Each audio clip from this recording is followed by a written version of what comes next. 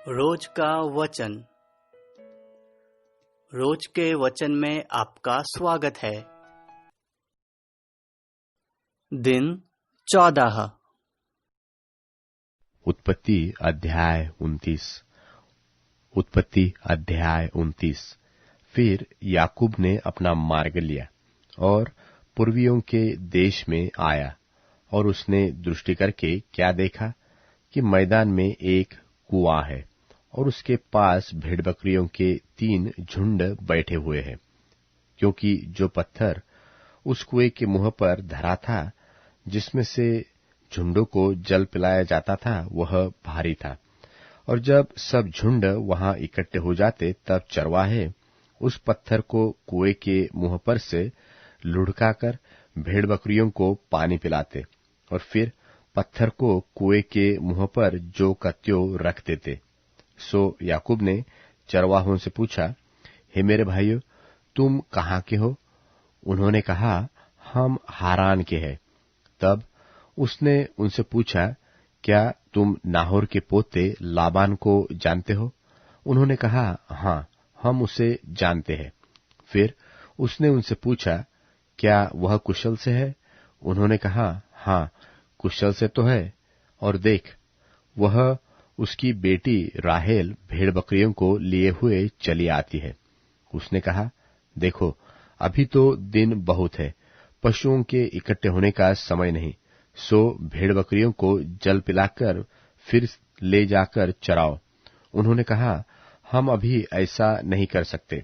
जब तक सब झुंड इकट्ठे होते हैं, तब पत्थर कुएं के मुंह पर से लुढ़काया जाता है, और तब हम भेड़ बकरियों को पानी पिलाते हैं।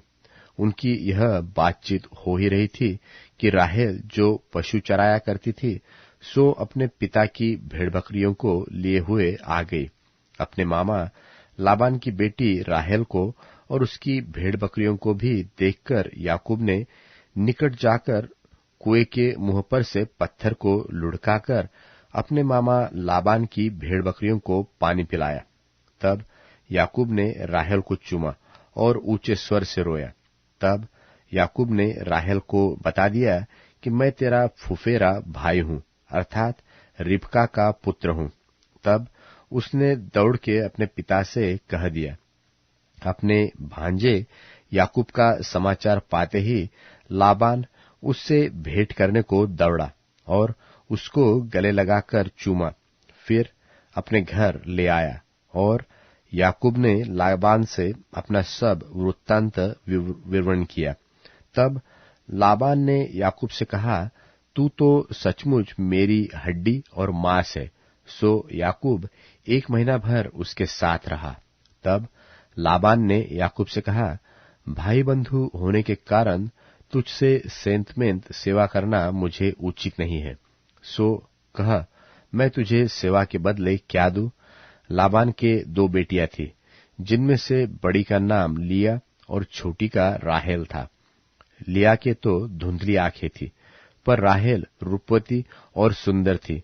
सो याकूब ने, जो राहेल से प्रीति रखता था, कहा, मैं तेरी छोटी बेटी राहेल के लिए 7 बरस तेरी सेवा करूंगा। लाबान ने कहा, उससे पराये पुरुष को देने से तुझको देना उत्तम होगा, सो मेरे पास रह। सो याकूब ने राहेल के लिए 7 बरस सेवा की, और वे उसको राहेल की प्रीति के कारण थोड़े ही दिनों के बराबर जान पड़े। तब याकूब ने लाबान से कहा, मेरी पत्नी मुझे दे और मैं उसके पास जाऊंगा, क्योंकि मेरा समय पूरा हो गया है। सो लाबान ने उस स्थान के सब मनुष्यों को बुलाकर इकट्ठा किया और उनकी जेवनार की, और सांझ के समय वह अपनी बेटी लिया को याकूब के पास ले गया, और वह उसके पास गया।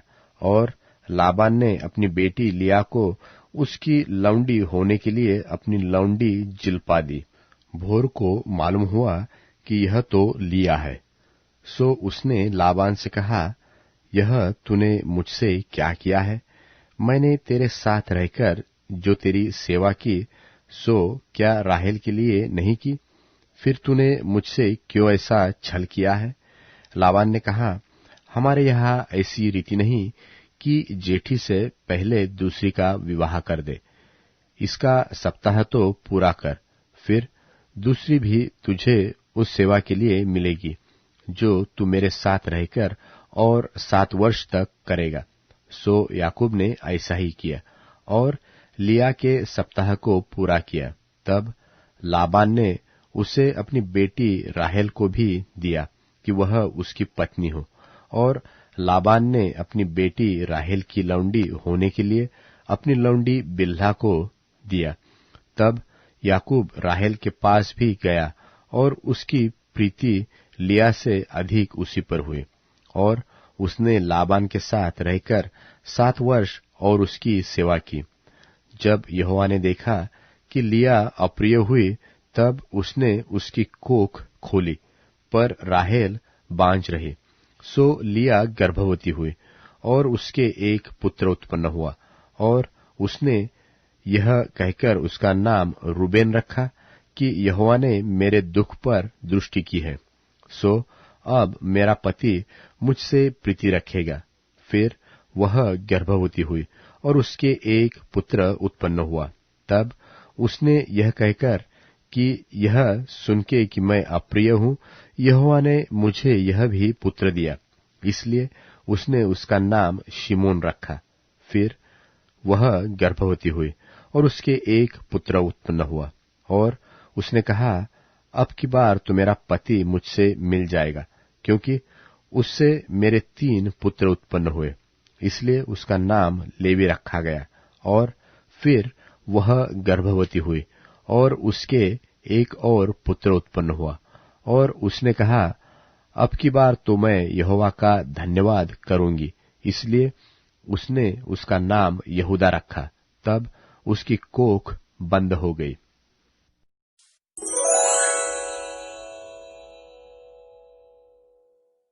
उत्पत्ति अध्याय 30। उत्पत्ति अध्याय 30। जब राहेल ने देखा कि याकूब के लिए मुझसे कोई संतान नहीं होता, तब वह अपनी बहन से डाह करने लगी और याकूब से कहा, मुझे भी संतान दे, नहीं तो मर जाऊंगी। तब याकूब ने राहेल से क्रोधित होकर कहा, क्या मैं परमेश्वर हूं? तेरी कोख तो उसी ने बंद कर रखी है। राहेल ने कहा, अच्छा, मेरी लौंडी बिल्हा हाजिर है, उसी के पास जा, वह मेरे घुटनों पर जनेगी और उसके द्वारा मेरा भी घर बसेगा। तो उसने उसे अपनी लौंडी बिल्हा को दिया कि वह उसकी पत्नी हो, और याकूब उसके पास गया, और बिल्हा गर्भवती हुई, और याकूब से उसके एक पुत्र उत्पन्न हुआ। और राहेल ने कहा, परमेश्वर ने मेरा न्याय चुकाया और मेरी सुनकर मुझे एक पुत्र दिया। इसलिए उसने उसका नाम दान रखा। और राहेल की लौंडी बिल्हा फिर गर्भवती हुई और याकूब से एक पुत्र और उत्पन्न हुआ। तब राहेल ने कहा, मैंने अपनी बहन के साथ बड़े बल से लिपटकर मल्लयुद्ध किया और अब जीत गई। सो उसने उसका नाम नप्ताली रखा। जब लिया ने देखा कि मैं जन्म देने से रहित हो गई हूं, तब उसने अपनी लौंडी जिल्पा को लेकर याकूब की पत्नी होने के लिए दे दिया। और लिया की लौंडी जिल्पा के भी याकूब से एक पुत्र उत्पन्न हुआ। तब लिया ने कहा, अहो भाग्य! सो उसने उसका नाम गाद रखा। फिर लिया की लौंडी जिल्पा के याकूब से एक और पुत्र उत्पन्न हुआ। तब लिया ने कहा, मैं धन्य हूं, निश्चय स्त्रियां मुझे धन्य कहेगी। सो उसने उसका नाम आशेर रखा। गेहूं की कटनी के दिनों में रूबेन को मैदान में दूदा फल मिले, और वह उनको अपनी माता लिया के पास ले गया। तब राहेल ने लिया से कहा, अपने पुत्र के दूदा फलों में से कुछ मुझे दे। उसने उससे कहा, तूने जो मेरे पति को ले लिया है, सो क्या छोटी बात है? अब क्या तू मेरे पुत्र के दूदा फल भी लेने चाहती है? राहेल ने कहा, अच्छा, तेरे पुत्र के दूदा फलों के बदले वह आज रात को तेरे संग सोएगा। सो सांझ को जब याकूब मैदान से आ गया, तब लिया उससे भेंट करने को निकली और कहा, तुझे मेरे ही पास आना होगा, क्योंकि मैंने अपने पुत्र के दूधा फल देकर तुझे सचमुच मोल लिया। तब वह उस रात को उसी के संग सो गया। तब परमेश्वर ने लिया की सुनी, सो वह गर्भवती हुई और याकूब से उसको 5वां पुत्र उत्पन्न हुआ। तब लिया ने कहा, मैंने जो अपने पति को अपनी लौंडी दी, इसलिए परमेश्वर ने मुझे मेरी मजदूरी दी। सो उसने उसका नाम इस्साकार रखा। और फिर लिया गर्भवती हुई और याकूब से उसके 6वां पुत्र उत्पन्न हुआ। तब लिया ने कहा, परमेश्वर ने मुझे अच्छा दान दिया है, अब मेरा पति मेरे संग बना रहेगा, क्योंकि मेरे उससे 6 पुत्र उत्पन्न हो चुके हैं। सो उसने उसका नाम जुबलून रखा। तत्पश्चात उसके एक बेटी भी हुई और उसने उसका नाम दीना रखा। और परमेश्वर ने राहेल की भी सुधि ली और उसकी सुनकर उसकी कोख खोली। सो वह गर्भवती हुई और उसके एक पुत्र उत्पन्न हुआ। सो उसने कहा, परमेश्वर ने मेरी नामधराई को दूर कर दिया है। सो उसने यह कहकर उसका नाम यूसुफ रखा कि परमेश्वर मुझे एक पुत्र और भी देगा। जब राहेल से यूसुफ उत्पन्न हुआ, तब याकूब ने लाबान से कहा, मुझे विदा कर कि मैं अपने देश और अपने स्थान को जाऊं। मेरी स्त्रियां और मेरे लड़के बाले जितने के लिए मैंने तेरी सेवा की है, उन्हें मुझे दे कि मैं चला जाऊं। सो तू जानता है कि मैंने तेरी कैसी सेवा की है। लाबान ने उससे कहा, यदि तेरी दृष्टि में मैंने अनुग्रह पाया है तो रह जा, क्योंकि मैंने अनुभव से जान लिया है कि यहोवा ने तेरे कारण से मुझे आशीष दी है। फिर उसने कहा, तू ठीक बता कि मैं तुझको क्या दूं और मैं उससे दूंगा। उसने उससे कहा, तू जानता है कि मैंने तेरी कैसी सेवा की और तेरे पशु मेरे पास किस प्रकार से रहे। मेरे आने से पहले वे कितने थे और अब कितने हो गए हैं। और यहोवा ने मेरे आने पर तुझे तो आशीष दी है, पर मैं अपने घर का काम कब करने पाऊंगा? उसने फिर कहा, मैं तुझे क्या दूं? याकूब ने कहा, तू मुझे कुछ न दे। यदि तू मेरे लिए एक काम करे तो मैं फिर तेरी भेड़ बकरियों को चराऊंगा और उनकी रक्षा करूंगा। मैं आज तेरी सब भेड़ बकरियों के बीच होकर निकलूंगा, और जो भेड़ व बकरी चित्ती वाली व चितकबरी हो, और जो भेड़ काली हो और जो बकरी चितकबरी व चित्ती वाली हो, उसे मैं अलग कर रखूंगा, और मेरी मजदूरी में वे ही ठहरेंगी। और जब आगे को मेरी मजदूरी की चर्चा तेरे सामने चले, तब धर्म की यही साक्षी होगी, अर्थात बकरियों में से जो कोई न चित्ती वाली न चितकबरी हो, और भेड़ों में से जो कोई काली न हो, सो यदि मेरे पास निकले तो चोरी की ठहरेंगी। तब लाबान ने कहा, तेरे कहने के अनुसार हो।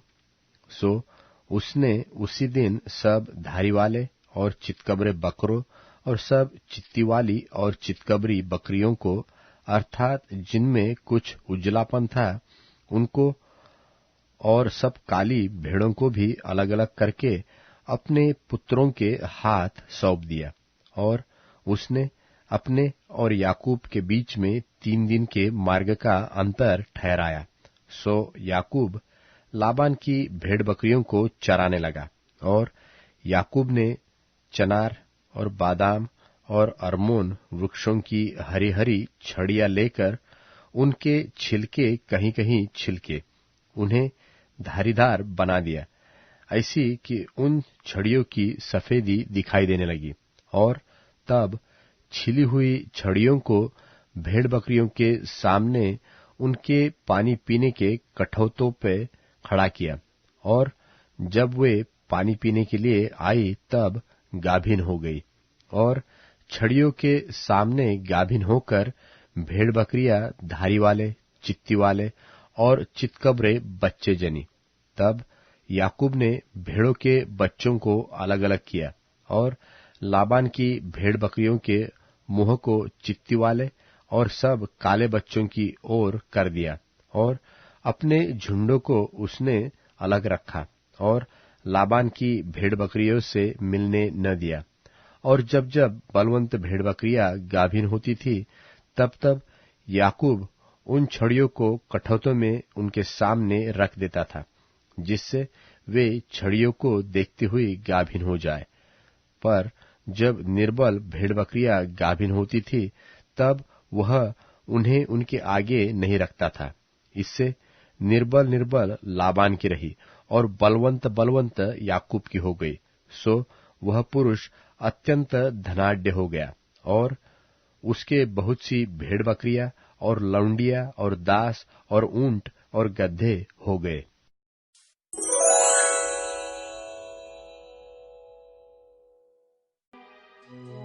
लेकिन इस पीढ़ी की तुलना मैं किससे करूं? ये लोग उन बच्चों की तरह हैं जो बाजारों में बैठकर अपने साथियों को पुकारते रहते हैं। वे कहते हैं, हमने तुम्हारे लिए बांसुरी बजाई, लेकिन तुम नहीं नाचे। हमने तुम्हारे लिए विलाप किया, लेकिन तुम ना रोए। यूहन्ना ना खाता आया ना पीता, लेकिन उस पर आरोप ये लगाया गया कि उसमें दुष्ट आत्मा है।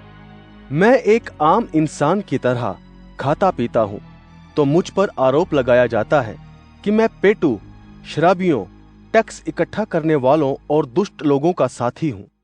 तब यीशु उन शहरों की उल्लाहना करने लगे, क्योंकि उन्होंने वहां कई चमत्कार किए थे, और फिर भी उन लोगों ने अपने मन नहीं बदले थे। खुराजीन, तुम पर हाय! बैतसैदा, तुम पर हाय! क्योंकि जो अद्भुत काम तुम्हारे यहां किए गए, अगर सूर और सैदा में किए जाते, तो टाट ओढ़कर और राख पर बैठकर उन्होंने बहुत पहले अपना मन बदल लिया होता। लेकिन मैं तुमसे कहता हूं कि इंसाफ के समय सूर और सैदा के लोगों की हालत ज्यादा सहने लायक होगी। और तुम कफरनहूम के लोग, जो घमंड की ऊंचाइयों पर हो, नरक की नीचाई तक लाए जाओगे। क्योंकि जो चमत्कार तुम्हारे बीच में किए गए, अगर वे सदोम में किए जाते, तो वो शहर आज तक बना रहता। लेकिन मैं तुमसे यकीनन कहना चाहता हूं कि इंसाफ के दिन सदोम के लोगों की हालत तुम्हारी हालत से ज्यादा बर्दाश्त करने लायक होगी। उसी समय यीशु ने कहा, स्वर्ग और पृथ्वी के स्वामी पिताजी, मैं आपको इसलिए धन्यवाद देता हूं क्योंकि आपने इन बातों को ज्ञानियों और बुद्धिमानों से छिपा रखा है, लेकिन शिशुओं से नहीं। ऐसा इसलिए हुआ क्योंकि ये बात आपको पसंद आई। सब बातें मेरे पिता ने मुझे सुपुर्द कर दी हैं। पिता के अलावा बेटे को कोई नहीं जानता, बेटे को छोड़कर पिता को भी कोई नहीं जानता, और वे लोग ही जानते हैं जिन पर बेटा जाहिर करता है। तुम सभी जो मेहनत करते और भारी बोझ से दबे हो, मेरे पास आओ, मैं तुम्हें सुकून दूंगा। मेरा जुआ तुम अपने ऊपर ले लो और मुझसे सीखो, क्योंकि मैं मन में नम्र और दीन हूं। तब तुम अपने मन में सुकून पाओगे, क्योंकि मेरा जुआ फायदेमंद और बोझ हल्का है।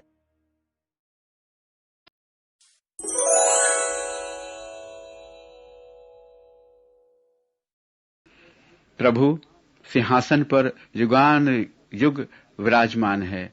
उसने अपना सिंहासन न्याय के लिए स्थापित किया है। वह संसार का न्याय धार्मिकता से करेगा।